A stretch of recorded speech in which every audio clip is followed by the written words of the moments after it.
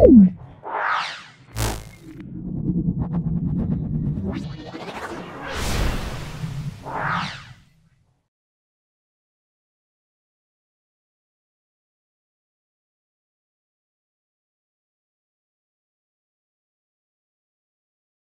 9 নম্বর স্কুলটা সম্পূর্ণ সলভ করছি। ভিডিওটা প্রথম থেকে শেষ পর্যন্ত দেখো, অবশ্যই এই ভিডিও থেকে তোমরা উপকৃত হবে।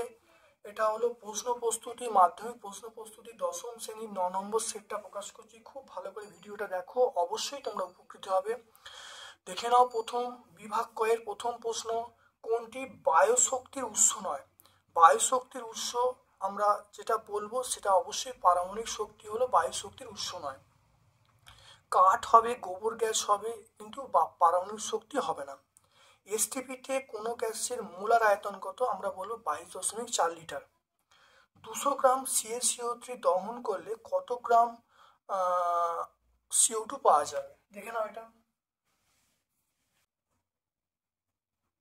CaCO3 একে দেখো পাচ্ছি কত, CaO প্লাস CO2।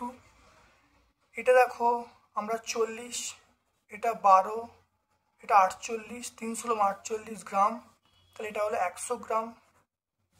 আর এখানে দেখো এটা 12, এটা 2 × 16, আমরা কত বলবো? তাহলে 44 গ্রাম। তাহলে দেখে নাও 100 গ্রাম CaCO3 থেকে CO2 উৎপন্ন হয়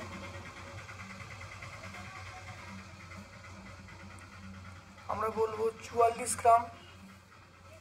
আর 1 গ্রাম CaCO3 থেকে CO2 উৎপন্ন হয়, তাহলে 44 আমরা 100 বলবো। আর 200 গ্রাম CaCO3 থেকে CO2 উৎপন্ন হয়, সেটা আমরা বলবো 44 × 200/100, এটা আমরা বলবো 88 গ্রাম।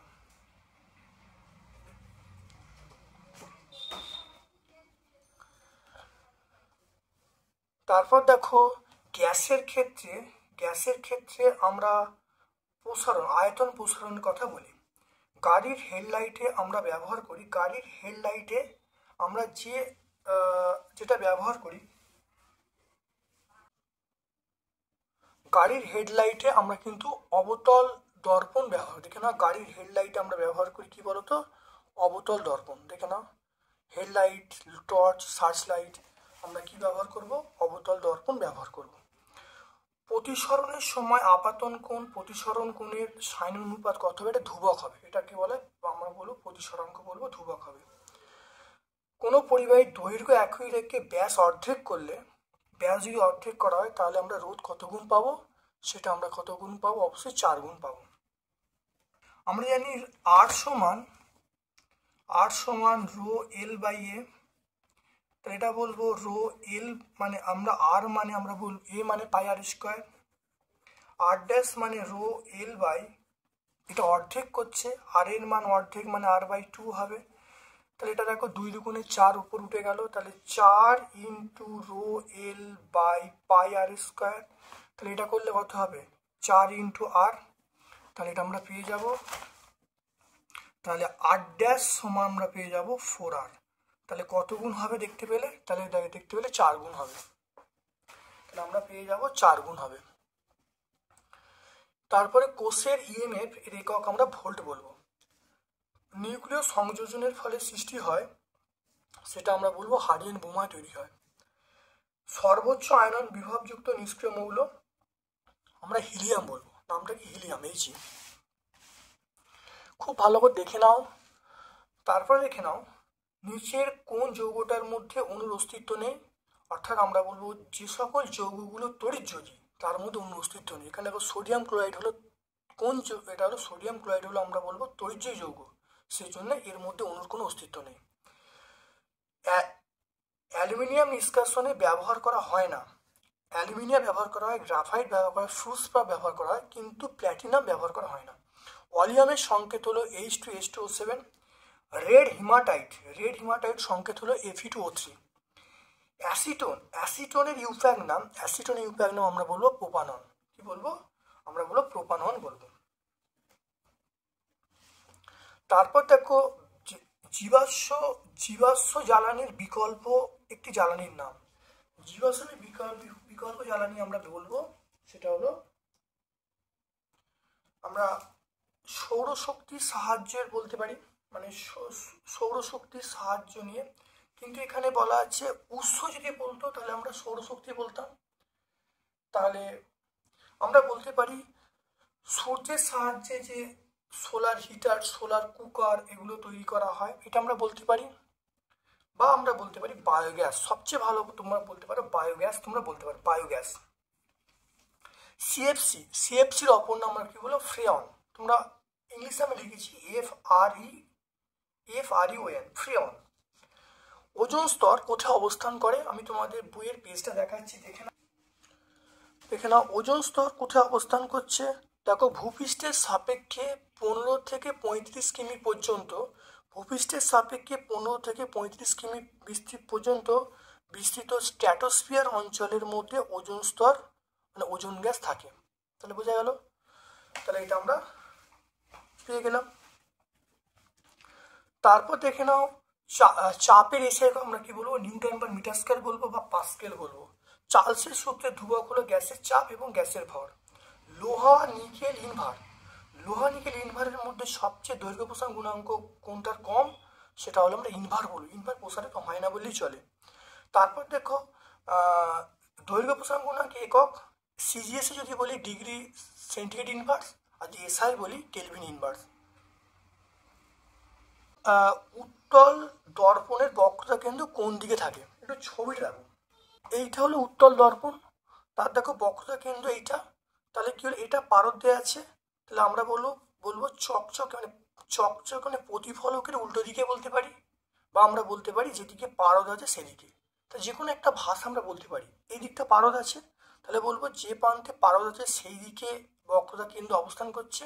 বা আমরা প্রতিফলক মানে উত্তল দর্পণের প্রতিফলকের উল্টো দিকে বক্রতা কেন্দ্রের অবস্থান, এই ভাষাটা কিন্তু বলতে হবে।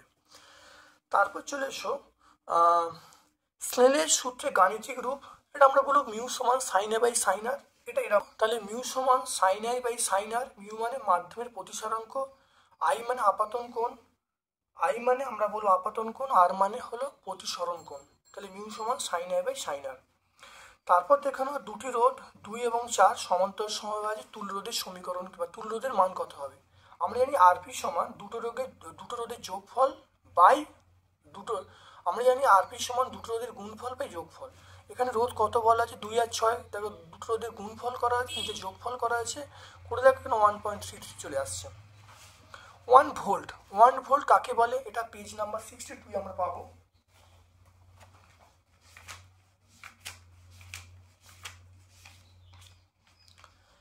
দেখে নাও 1 ভোল্ট। দেখে নাও তড়িৎ ক্ষেত্রে অবস্থিত একটি বিন্দু থেকে অপর বিন্দুতে 1 কুলম্ব ধনাত্মক আধানকে যদি 1 জুল কাজ করতে হয়, তাহলে সেই বিন্দুর বিভবকে আমরা 1 ভোল্ট বলবো। দেখে নাও।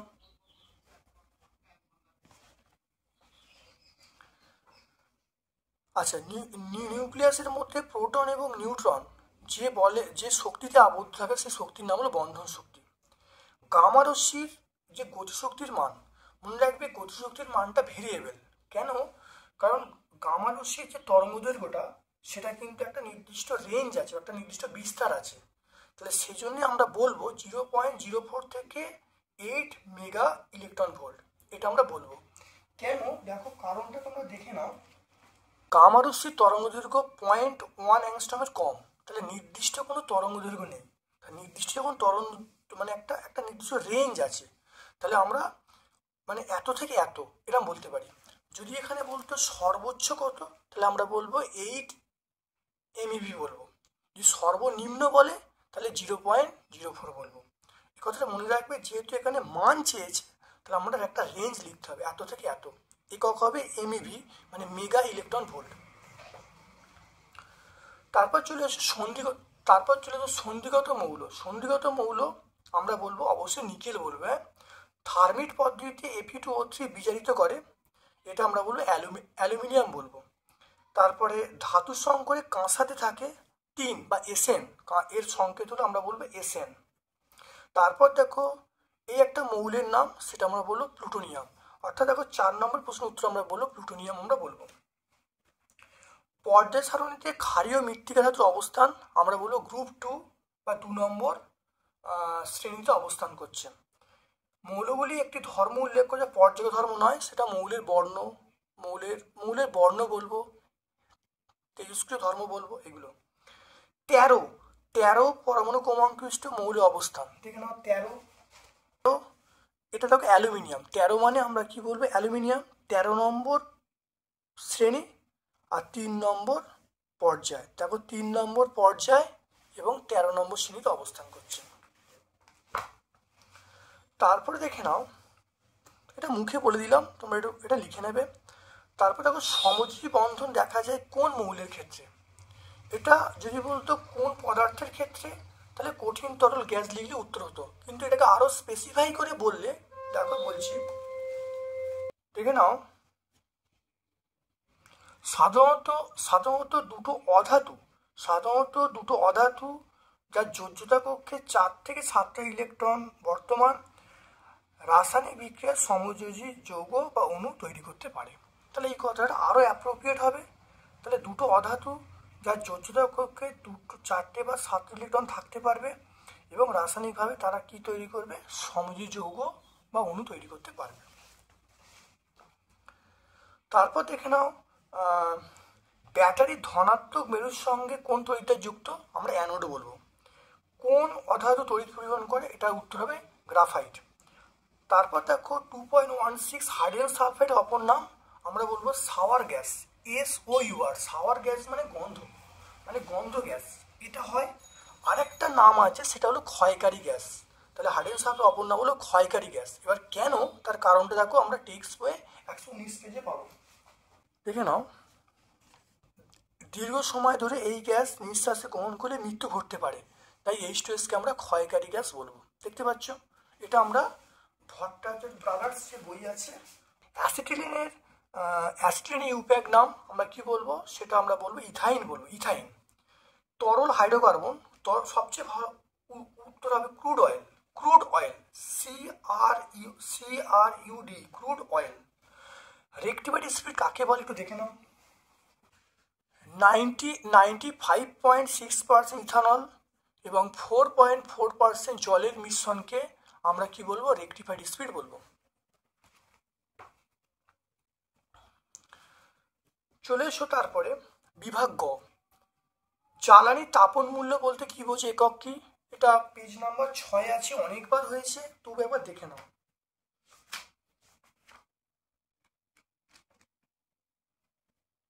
দেখো 1 কেজি কোনো কঠিন পদার্থ বা তরল পদার্থ দহন করলে যে পরিমাণ শক্তি উৎপন্ন করে তাকে জ্বালানি তাপন মূল্য বলে। এর একক আমরা কি বলবো, দেখো এর একক আমরা বলবো কিলোজুল পার কেজি। বাস্তব গ্যাসগুলি আদর্শ গ্যাসের সমীকরণ মেনে চলে না কেন, কারণ এই দুটো শর্ত মানে এই ঘটনাগুলো ঘটে।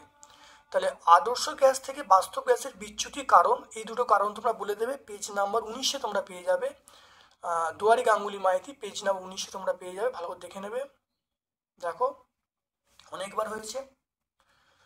তারপর দেখো বয়েল সূত্রটা বলতে বলছে আর গাণিতিক রূপ, এটা পেজ নাম্বার 11-এ আমরা পেয়ে যাব।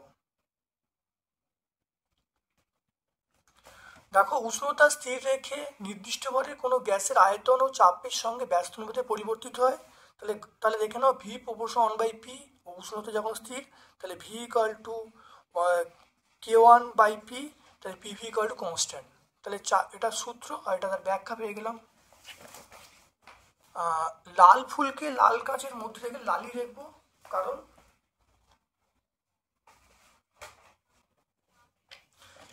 তোমরা এখানে দেখো 180 পেজে তোমরা পেয়ে যাবে, মানে এরকম ধরনের প্রশ্ন তোমরা পেয়ে যাবে। উত্তরটা এরকম হবে, লাল ফুল থেকে মনে রাখবে, লাল ফুল থেকে তাহলে লাল আলোটা বেরিয়ে আসছে।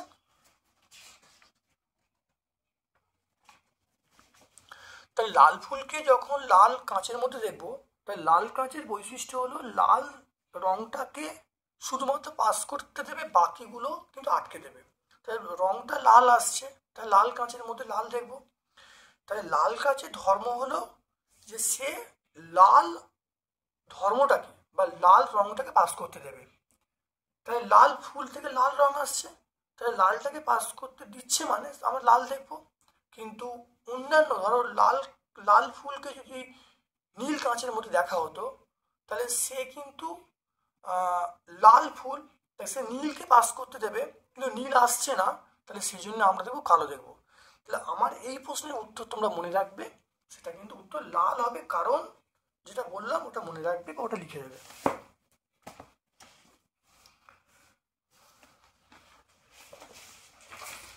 তারপর দেখে নাও প্রতিবিম্বের রৈখিক বিবর্তন কাকে বলে, পেজ নাম্বার 51-এ পেয়ে যাবো। এখানে লেন্স বলা আছে, তোমরা এখানে কি বলা আছে দেখে নাও, লেন্সের প্রধান অক্ষের সঙ্গে লম্বভাবে অবস্থিত কোনো বস্তু প্রতিবিম্বের উচ্চতা এবং বস্তুর উচ্চতার অনুপাতকে আমরা রৈখিক বিবর্তন বলবো। তারপর দেখে নাও বৈদ্যুতিক বাতিকে 250 ভোল্ট 100 ওয়াট লেখা থাকার কারণ কি, এটা আমরা 73 পেজে পাবো। দেখে নাও অনেকটা একই, কিন্তু একদম এক নয়, আমি পার্থক্যটা বলে দিচ্ছি।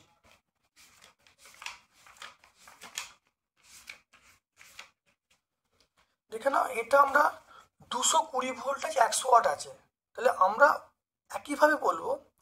তাহলে দেখে নাও একইভাবে বলছি, একটু দেখে নাও ভালো করে। তাহলে তাহলে বাতিটি দুই প্রান্তে 250 ভোল্ট বিভব পার্থক্য প্রয়োগ করলে বাতিটি উজ্জ্বল শিখায় জ্বলবে এবং প্রতি সেকেন্ডে 100 জুল শক্তি ব্যয় করবে। তা তাৎপর্য হয়ে গেল। তাহলে এইটার মতোই, কিন্তু সংখ্যাগুলি একটু আলাদা।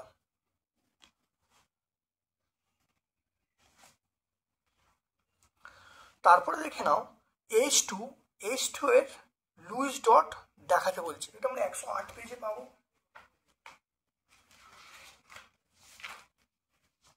দেখে নাও H2 এর লুইস ডট তোমরা দেখে নাও, এটা লুইস ডট ভালো দেখে নাও, খুব ভালো লিখে দেবে পরীক্ষায় কিন্তু অনেক জায়গায় আছে এটা। তারপর দেখে নাও অথবা প্রশ্ন, সোডিয়াম ক্লোরাইড কিভাবে আয়নীয় বন্ধন তৈরি করে, এটা আমরা 105 পেজে পাবো। দেখে নাও সোডিয়াম ক্লোরাইড আয়নীয় বন্ধন দেখে নাও কিভাবে তৈরি হচ্ছে, 105 শুরু হচ্ছে, তোমার শেষ হচ্ছে 106। একটু বড় হবে, দেখে নাও এটা উত্তরটা লিখতে পারো, একটু বড় আছে, তোমরা লিখে দেবে। তারপর দেখো তড়িৎযোজী বা আয়নীয় যৌগের ক্ষেত্রে গলনাঙ্ক এবং স্ফুটনাঙ্ক সময় যৌগের থেকে বেশি হয় কেন।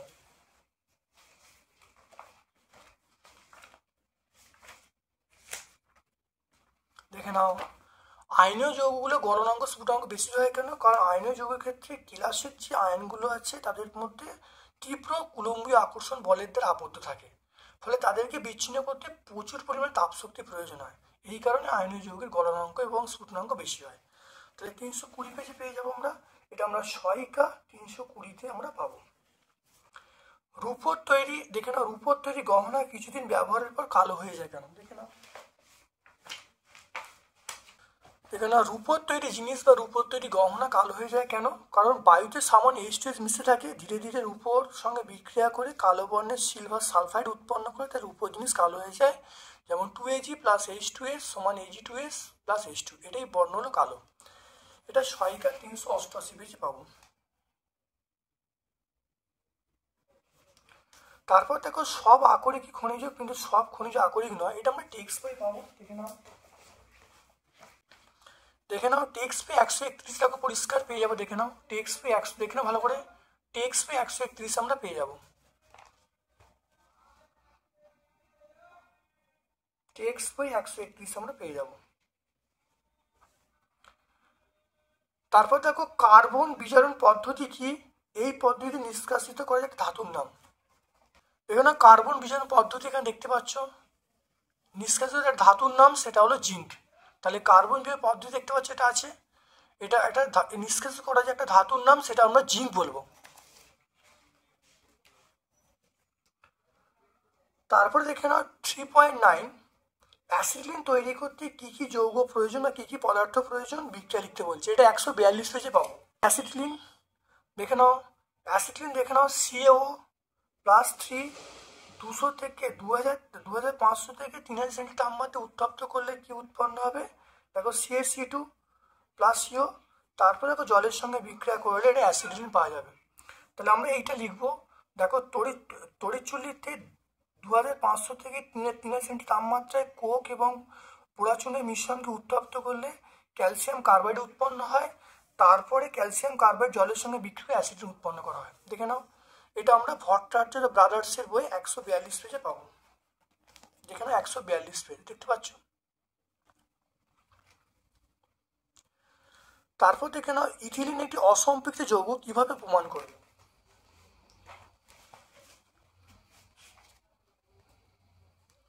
দেখেন অনেকবার হয়েছে। দেখো ইথিলিনের এই বিক্রিয়াটা দেখে নাও, এটা ভাষাটা বলবে আর এই বিক্রিয়াটা লিখে দেবে। তাহলে দেখো দেখো ছিল লাল বর্ণে ব্রোমিন জল, হয়ে যাবে বর্ণহীন। এ থেকে প্রমাণ হয় ইথিলিনটা অসম্পৃক্ত জৈব যৌগ।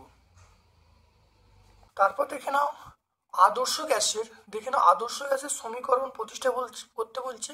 Page number 17, Duari Ganguly Maity. আমরা পেজ নাম্বার 17তে অবশ্যই পেয়ে যাবো। এটা প্রতিষ্ঠা করলে উত্তর পেয়ে যাব। এইখান থেকে শুরু করব, আমরা এখানে লিখবো। এই পর্যন্ত লিখলে উত্তর কিন্তু যাবে 3 নাম্বার তোমরা পেয়ে যাবে। 4.2 এর অঙ্কটা দেখে নাও।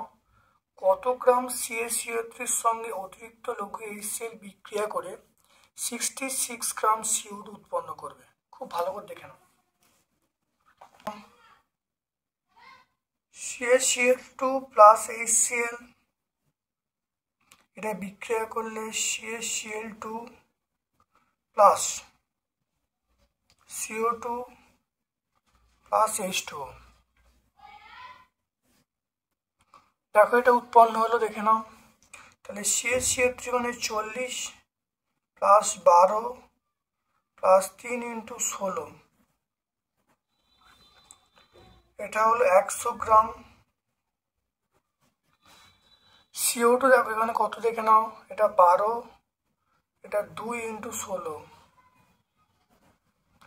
এটা দেখো 44 গ্রাম। দেখতে পাচ্ছ? এবার দেখো অঙ্কটায় চলে এসো। কত গ্রাম দেখে নাও, কত গ্রাম CaCO3 প্রয়োজন 66 গ্রাম CO2 উৎপন্ন করতে? তাহলে 44 গ্রাম থেকে 44 গ্রাম CO2 উৎপন্ন করতে 100 গ্রাম CaCO3 প্রয়োজন। একে কত আর 66 কত? দেখো ল্যাঙ্গুয়েজটা লিখছি। তাহলে 44 গ্রাম CO2 উৎপন্ন হয় 100 গ্রাম CaCO3 থেকে। 100 গ্রাম CaCO3 থেকে 1 গ্রামে বার করলাম, তাহলে 100/46 গ্রাম CaCO3 থেকে। তারপর দেখো 66 গ্রাম, তাহলে 100 × 66/44, এটা CaCO3 থেকে।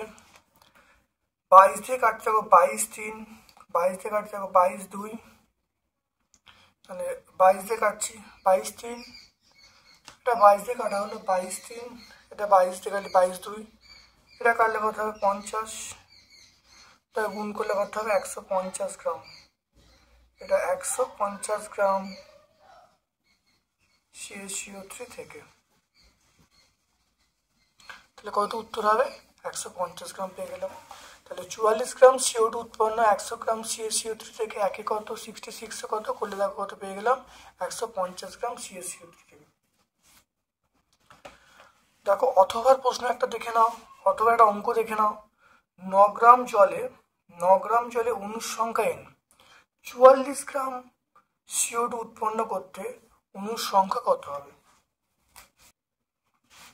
তাহলে H2O দেখে নাও, H2O মানে আমরা বলবো 2 × 1 প্লাস আমরা বলবো এটা 16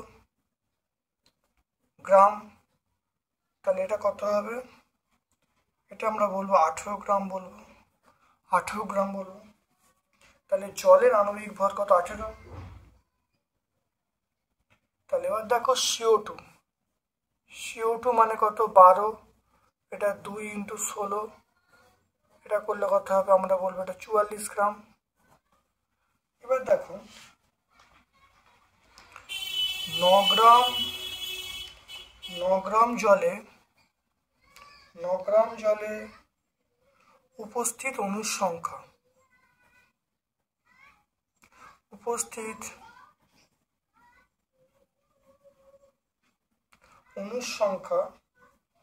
আমরা n বলবো।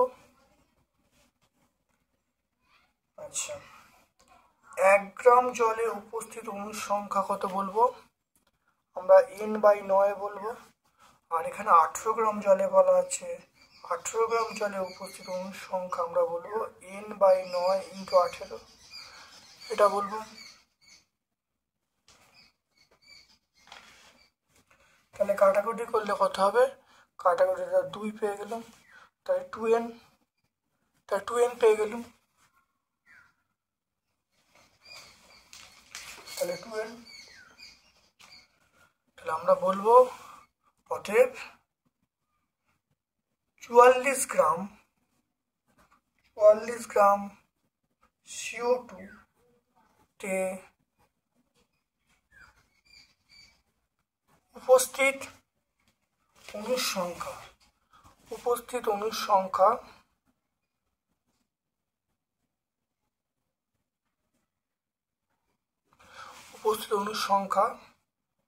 এটা আমরা 2n বলবো। তাহলে 9 গ্রাম জলে অণুর সংখ্যা n, 1 কত 18 কত, এটা করলে 2n পেয়ে যাবো। তাহলে 44 গ্রাম কার্বন ডাইঅক্সাইডের অণুর সংখ্যা আমরা পেয়ে গেলাম 2n। তারপরে চলে এসো, দেখো রান্নার পাত্র অ্যালুমিনিয়াম দিয়ে তৈরি হয় কেন? অ্যালুমিনিয়াম দেখে নাও, অ্যালুমিনিয়াম তাপের সুপরিবাহী, তাই রান্নার বাসনপত্র অ্যালুমিনিয়াম দিয়ে তৈরি করা হয়। যে কোন পদ্ধতিতে তাপ জড় মাধ্যমের প্রয়োজন হয় না, এটা আমরা বলবো বিকিরণ। তাহলে বিকিরণ পদ্ধতিতে তাপের কোনো মাধ্যম লাগে না, সেটা আমরা বলবো বিকিরণ। কঠিন পদার্থের দৈর্ঘ্য প্রসারণ গুণাঙ্ক কাকে বলে? সংজ্ঞা দিতে বলছে, একক লিখতে বলছে। দৈর্ঘ্য প্রসারণ গুণাঙ্কের সঙ্গে আয়তন প্রসারণ গুণাঙ্কের সম্পর্ক কি আছে দেখে নাও।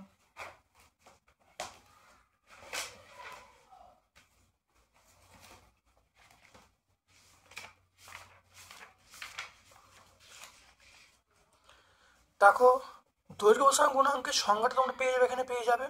একক দেখো তোমরা পেয়ে যাবে, সিজি এর সাথে বলবো ডিগ্রি সেন্টিগ্রেড -1, আর এসআই বলবো কেলভিন (-1). সমীকরণ থেকে এটা পেয়ে যাবে। দৈর্ঘ্য প্রসারণ গুণাঙ্ক এবং আয়তন প্রসারণ গুণাঙ্কের মধ্যে সম্পর্ক। দৈর্ঘ্য প্রসারণ গুণাঙ্ক আলফা সমান গামা/3, এটা আলফা মানে দৈর্ঘ্য প্রসারণ গুণাঙ্ক, গামা মানে আয়তন প্রসারণ গুণাঙ্ক। প্রিজমের মধ্য দিয়ে আলোরশ্মি প্রতিসরণের ক্ষেত্রে চ্যুতির রাশিমালা বের করতে বলছে, দেখে নাও। এটা অনেকবার হয়েছে, এবছর পরীক্ষার জন্য অত্যন্ত ইম্পর্টেন্ট।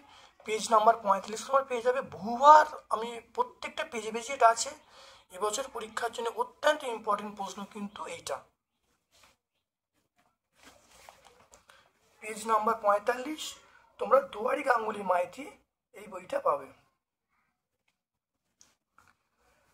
তারপর দেখো কাঁচের প্রতিসরাঙ্ক দেওয়া আছে, কাঁচের প্রতিসরাঙ্ক দেওয়া আছে 3/2। জলের পরম প্রতিসরাঙ্ক দেওয়া আছে 4/3। তারপর দেখো কাঁচে দেখো বেগ বলা আছে, আমাকে জলের বেগ বার করতে বলছে, দেখে নাও। কাঁচের তাহলে এমইউজি এর মানটা বলা আছে 3/2। জলের MUW এই মানটা বলা আছে 4/3। তাহলে মনে রাখবে MUG/MUW এটা ব্যাস সম্পর্ক, তাহলে আমরা বলবো VW/VG, এটা আমরা বলবো। অর্থাৎ জলে বেগ এবং কাঁচে বেগ, সূত্রটা মনে রাখবে। জলে বেগ দেখো বলা আছে 3/2, ভালো করে দেখে নাও। জলের প্রতিসরাঙ্ক দেখো দেওয়া আছে 3/2। দেখো এবার দেখো এটা দেখো কাঁচের প্রতিসরাঙ্ক দেওয়া 3/2, জলের প্রতিসরাঙ্ক দেখে নাও 4/3। এবার দেখো কার বেগ দেওয়া আছে দেখে নাও ভালো করে, কাঁচের বেগ দেখো দেওয়া আছে, কাঁচের বেগ দেখো দেওয়া আছে, কাঁচে আলোর বেগ। তাহলে জলের চাইছে, দেখে নাও এটা হলো জলের, কাঁচের দেওয়া আছে কত 2 × 10⁸। এবার দেখে নাও এখান থেকে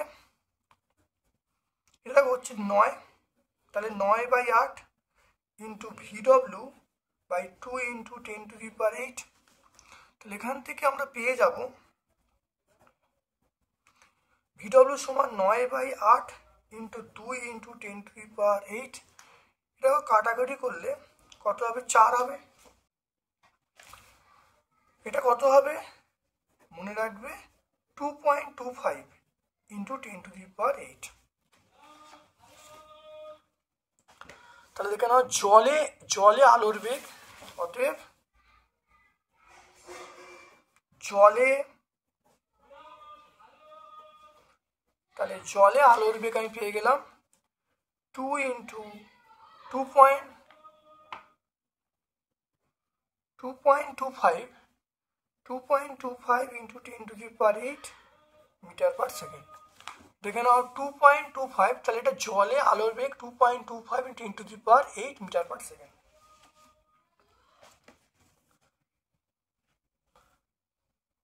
জল এবং তেলের প্রতিসরাঙ্ক বলা আছে, জল সাপেক্ষে তেলের প্রতিসরাঙ্ক, তেল সাপেক্ষে জলের প্রতিসরাঙ্ক কত হবে দেখে নাও। তাহলে এটা হলো ওয়াটার, তাহলে বায়ু সাপেক্ষে জলের প্রতিসরাঙ্ক আমার বলা আছে 4/3। এখানে দেখো তেলের, দেখে নাও তেল মানে অয়েল, তাহলে আমরা বলবো বায়ু সাপেক্ষে তেলের প্রতিসরাঙ্ক কত 1. বায়ু সাপেক্ষে তেলের হলো 1.45, বায়ু সাপেক্ষে তেলের 1.45। এরপর দেখো জল সাপেক্ষে তেলের, দেখে নাও এটা জল ওয়াটার, তেল জল সাপেক্ষে তেলের, এটা যদি ভাঙা হয় তাহলে ওপরে এইটা বসবে, তাহলে অয়েলটা ওপরে বসবে আর নিচে আমরা বসবে ওয়াটার বসবে, অয়েলটা ওপরে নিচে ওয়াটার, সাপেক্ষে কি বায়ু সাপেক্ষে। দেখে নাও এটাকে ভাঙলে আগে ওপরে তেল হবে নিচে জল হবে, ওপরে তেল নিচে জল, এটা ভাঙলে ওপরে তেল নিচে জল হবে। এবার দেখে নাও তেলের মান কত, দেখে নাও এর মান দেখো 1.45, এর মান কত দেখো তো 4/3, তাহলে করলে কত হবে, তাহলে 1.45 ইন্টু 3/4,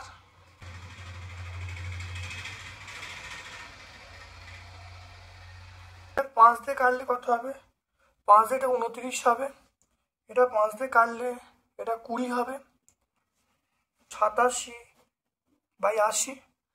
তাহলে এটা আমরা পেলাম জল সাপেক্ষে তেলের প্রতিসরাঙ্ক 87/80।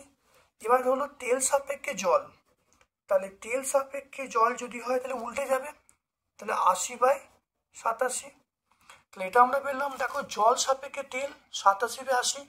এবার আমাকে বলেছে তেল সাপেক্ষে জল উল্টে যাবে, তাহলে এটা অ্যান্সার হয়ে যাবে। আর যেটা একক নেই তাহলে একক লেখার কোনো দরকার নেই।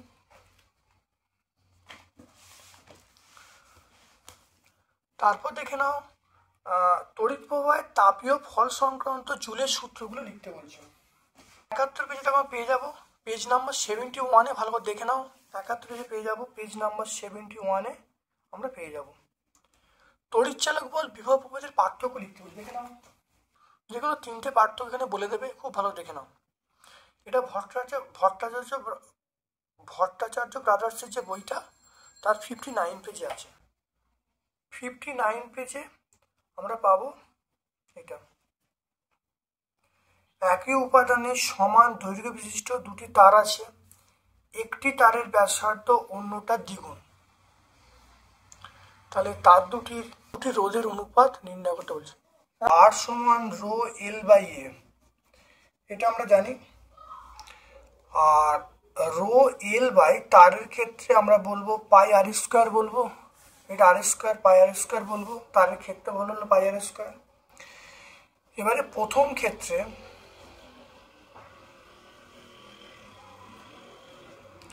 তাহলে প্রথম ক্ষেত্রে আমরা R1 বলবো, R1 সমান rho into L by pi R square, এটা হলো প্রথম ক্ষেত্রে।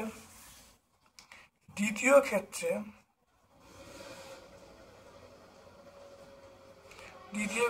R2 সমান আমরা বলবো রো এল, দৈর্ঘ্য একই, আর বলা আছে একটি অপরটি দ্বিগুণ।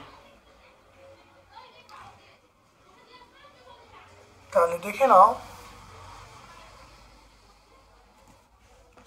বলা আছে দেখে নাও একটির ব্যাসার্ধ অপরটির ব্যাসার্ধের দ্বিগুণ। অপরটি, আমি এটা দেখো, একটির ব্যাসার্ধ অপরটির দ্বিগুণ, তাহলে অপরটি আমি ধরলাম, অপরটি দেখো পাই আর স্কোয়ার ধরলাম, এটা অপরটি। তাহলে প্রথমটা কত হবে? প্রথমটা আমি বলবো 2r বলবো। তাহলে প্রথমটা আমি বলবো, আমি এখানে দেখো এটা 2r লিখবো, 2r তার হোল স্কোয়ার এটা লিখবো। একটু ভালো করে আরেকবার লিখছি, একটু কষ্ট করে দেখে নাও। রো এল বাই, তাহলে পাই 2r তার স্কোয়ার, কারণ একটা অপরটাই যে আর হয়, তাহলে প্রথমটা কত হবে? 2r হবে, এটা লিখতে পারি। তো এটা করলে কত হবে দেখে নাও, আমি যদি R1 বাই R2 করি, তাহলে R1 বাই R2 করলে, তাহলে R1 মানে এটা, তাহলে rho L by pi 2r তার স্কোয়ার, আর এটা কত হবে? Rho L by pi R square. খুব ভালো দেখে নাও। তাহলে এখান থেকে আমরা বলবো, তাহলে R1 বাই R2, এটা বলে রো কেটে গেল, এল কেটে গেল, তাহলে দেখে নাও, তাহলে রো এল বাই আমরা বলবো 4 পাই আর স্কোয়ার ইন্টু, এটা উল্টে দাও, পাই আর স্কোয়ার বাই রো এল। দেখো রো এল কেটে গেল, পাই আর স্কোয়ার এগুলো সব কেটে গেল, দেখে নাও তাহলে কত হবে। তাহলে এখানে দেখে নাও, তাহলে R1 বাই R2-র মানটা আমরা পেয়ে যাবো 1/4। তাহলে এখানে আমরা বলবো R1 ইস টু R2, এটা হলো 1:4। থাইরয়েড দেখে নাও, পরের প্রশ্ন ছিল, থাইরয়েড গ্রন্থির রোগ নির্ণয়ে কোন তেজস্ক্রিয় আইসোটোপ ব্যবহার করা হয়? দেখে নাও,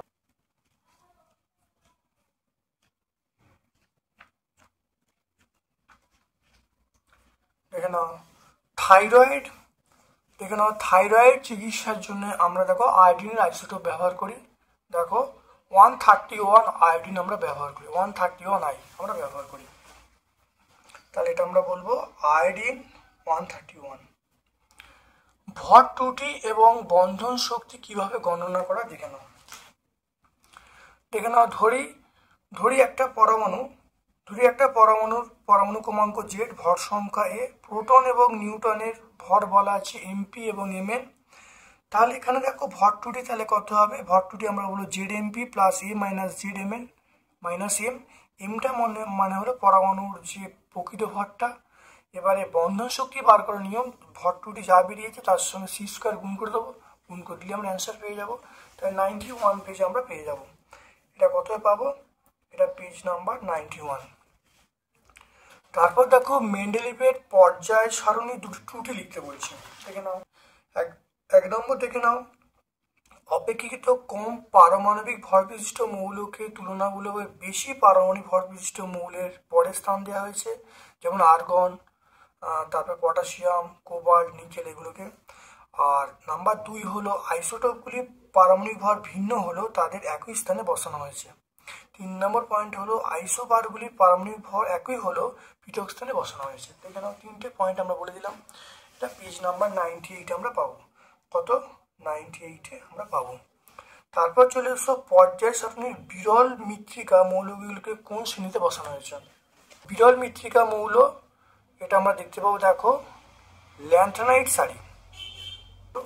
দেখো ল্যান্থানাইট সারি আছে, অর্থাৎ ল্যান্থানাইট সারিতে অবস্থা, ল্যান্থানাইট সারি এটা আমরা পেয়ে যাব পেজ নাম্বার 99 আমরা পেয়ে যাব, পেজ নাম্বার 99। পর্যায় সারণীর কোন শ্রেণীতে গ্যাসীয় তরল কঠিন তেজস্ক্রিয় মৌল বর্তমান? এটা আমরা বলবো 17 নম্বর সারিতে। 17 নম্বর সারিতে। IABRCl ধাতব ধর্ম অনুসারে ঋণাত্মকতা দেখে নাও। প্রথমে ফ্লুরিন বেশি ঋণাত্মক, তারপরে FCl BRI, এটা মনে রাখতে হবে, FCl BRI। সবচেয়ে ঋণাত্মক আমরা কি বলবো? F, তারপর Cl, তারপর Br, তারপর I। তাহলে ধনাত্মক কি? ধনাত্মক আমরা সবচেয়ে বেশি I বলবো, তাহলে IBrClF 102 আমরা পেয়ে যাব। তারপর দেখে নাও, বিশুদ্ধ জল তড়িতের কুপরিবাহী, কিন্তু অ্যাসিড মিশ্রিত বা ক্ষার মিশ্রিত জল তড়িতের সুপরিবাহী কেন? দেখে নাও, অ্যাসিড মিশ্রিত জল দেখো বিশ্লিষ্ট হয়ে যাবে, বিশ্লিষ্ট হয়ে দেখো H+OH- আয়ন উৎপন্ন করবে, এবং ক্যাথোডে এই বিক্রিয়া ঘটবে, অ্যানোডে এই বিক্রিয়া ঘটবে, সেই জন্য তড়িতের পরিবাহী। অর্থাৎ অ্যাসিডযুক্ত জল বিশ্লিষ্ট হয়ে যাবে, বিশ্লিষ্ট H+OH- আয়ন উৎপন্ন করে, তখনই কিন্তু জলটা তড়িতের সুপরিবাহী হয়ে যাবে। তারপর চলে এসো, তড়িৎ বিশ্লেষণে কোন শক্তি কোন রূপান্তরিত হয়? তড়িৎ বিশ্লেষণে আমরা তড়িৎ পাঠাচ্ছি, তাহলে তড়িৎ শক্তি রাসায়নিক শক্তিতে রূপান্তরিত হয়। তাহলে তড়িৎ শক্তি আমরা বলবো রাসায়নিক শক্তিতে রূপান্তরিত হয়। তারপর দেখো স্পর্শ পদ্ধতিটা ব্যাখ্যা করতে বলছি। স্পর্শ পদ্ধতি এটা আমরা বলবো, দেখো পেজ নাম্বার 127 পাবো। দেখে নাও, পেজ নাম্বার 127 পাবো স্পর্শ পদ্ধতি। দেখো 3টে ধাপ আছে, খুব ভালো করে দেখে নেবে। এই একটা ধাপ, এই একটা ধাপ, আর দেখো 3 নম্বর একটা ধাপ। 3টে ধাপ তোমরা লিখে দেবে। এটা হলো 127, পেজ নাম্বার 127 আমরা পাবো।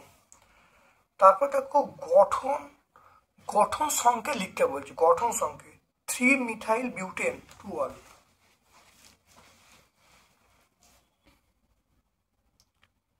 এখানে দেখো নাও, C হবে, এখানে CH2 হবে, এখানে CH3 হবে, এখানে Br হবে, এখানে CH3 হবে, আর এখানে CH3 হবে। দেখে নাও, তাহলে তাহলে এরকম ভাবে আমি লিখবো, এটার নাম হলো 3-মিথাইল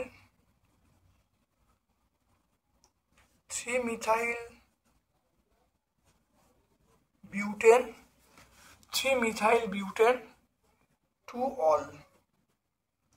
3-মিথাইল বিউটেন 2 এটার নাম। তারপর দেখে নাও আইসোপ্রোপাইল অ্যালকোহল, তাহলে আমরা বলবো CH3 CH3 এটা হলো OH, CH3 CH3OH, এটার নাম হলো আইসোপ্রোপাইল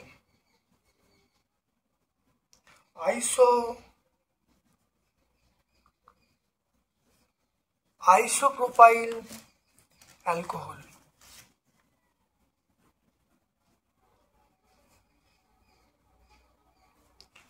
এর নাম হলো আইসোপ্রোপাইল অ্যালকোহল। দেখে নাও হাইড্রোকার্বন কাকে বলে, ক প্রকার ও কি কি? হাইড্রোকার্বন দেখে নাও, কার্বন এবং হাইড্রোজেন দ্বারা গঠিত সৃষ্ট দ্বিমৌল যৌগকে আমরা হাইড্রোকার্বন বলবো। কার্বন হাইড্রোজেন দ্বারা গঠিত সৃষ্ট দ্বিমৌল যৌগকে আমরা হাইড্রোকার্বন বলবো। তাহলে হাইড্রোকার্বন দু রকম, একটা হলো সম্পৃক্ত হাইড্রোকার্বন, আর একটা হলো অসম্পৃক্ত হাইড্রোকার্বন। সম্পৃক্ত হাইড্রোকার্বন রাসায়নিক সক্রিয়তা কম, যেমন ইথিলিন বলবো। তাহলে সম্পৃক্ত হাইড্রোকার্বন যেমন অ্যালকেন হলো সম্পৃক্ত হাইড্রোকার্বন। তারপর ইথিলিন, অ্যাসিটিলিন এগুলো অসম্পৃক্ত হাইড্রোকার্বন। এদের মধ্যে দ্বিবন্ধন এবং ত্রিবন্ধন দেখা যায়, যারা অ্যালকিন এবং অ্যালকাইনের মধ্যে পড়ছে। দেখে নাও, তো এর মধ্যে সব উত্তরটা পেয়ে যাবে। পেজ নাম্বার 139 আমরা পেয়ে যাব। এর সাথে দেখে নাও, ইথিলিনের সাথে হাইড্রোজেন বিক্রিয়ার শর্ত লিখতে বলছে। ইথিলিনের সঙ্গে হাইড্রোজেন বিক্রিয়া করছে, শর্তটা কি? শর্তটা দেখে নাও, এটা হলো প্ল্যাটিনাম বা নিকেল অনুঘটক। তাহলে দেখে নাও শর্তটা কি, তাহলে পিটি বা পিডি বা র্যানি অন্যকোটে উপস্থিতিতে সাধারণ তাপমাত্রা ইথিলিন হাইড্রোজেনের সঙ্গে বিক্রিয়া করে জুট যৌগ উৎপন্ন করবে। এটি শর্ত। এটা তারপর দেখো সমীকরণ দিতে বলছে, এটা সমীকরণ বলতে আমরা এই সমীকরণটা দিয়ে দেবো। তারপরের প্রশ্ন দেখো এলপিজির ব্যবহার বলি। এলপিজির ব্যবহার থেকে নাও। এলপিজির ব্যবহার দেখো রান্নার কাজে এবং জ্বালানি হিসেবে ব্যবহার করা হয়। এলপিজি ব্যবহার রান্নার কাজে জ্বালানি হিসেবে ব্যবহার করা হয়। আজকে আমরা 9 নম্বর সেটটা সম্পূর্ণ ব্যাখ্যা করলাম। ভিডিওটা কেমন লাগলো কমেন্ট সেকশনে কমেন্ট করবে। যদি ভালো লাগে একটা লাইক করবে। যারা চ্যানেলটাকে সাবস্ক্রাইব করোনি চ্যানেলটাকে সাবস্ক্রাইব করে সকল বন্ধুবান্ধবের মধ্যে ইউটিউব চ্যানেল লিঙ্কটা শেয়ার করে দেবে। আমার পক্ষ থেকে সকলকে ধন্যবাদ এবং শুভকামনা জানিয়ে আজকের মতো ভিডিও শেষ করলাম। Thank you.